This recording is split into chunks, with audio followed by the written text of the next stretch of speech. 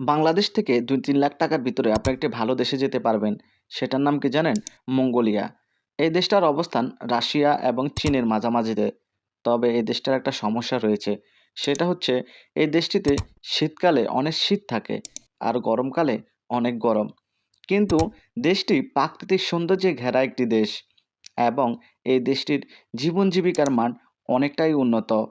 যদি আপনি এই দেশটিতে যেতে পারেন তাহলে আপনার মিনিমাম স্যালারি হবে $400 থেকে $500 পর্যন্ত।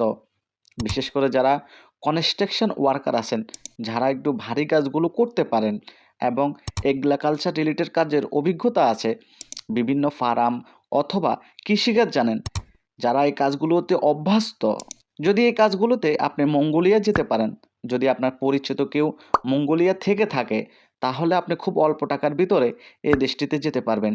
2 থেকে 3 লক্ষ টাকার ভিতরে। যদিও এখানে একটা দুঃখজনক বিষয় হচ্ছে বিভিন্ন ভিসা ব্যবসায়ী অথবা যারা ভিসার দালালি করে তারা মঙ্গোলিয়ার ভিসার প্রাইস নিচ্ছে 5 থেকে 6 লাখ, কারো কাছ থেকে 7 লাখ টাকা পর্যন্ত কেটে নিচ্ছে। তবে আপনারা এই মুহূর্তে মঙ্গোলিয়ার জন্য চেষ্টা করতে পারেন। মঙ্গোলিয়া বাংলাদেশিদেরকে ভিসা দিচ্ছে। 2 থেকে 3 মাসের ভিতরে প্রসেসিং করে মঙ্গোলিয়া দেশটিতে আপনারা যেতে পারবেন। ধন্যবাদ সবাইকে।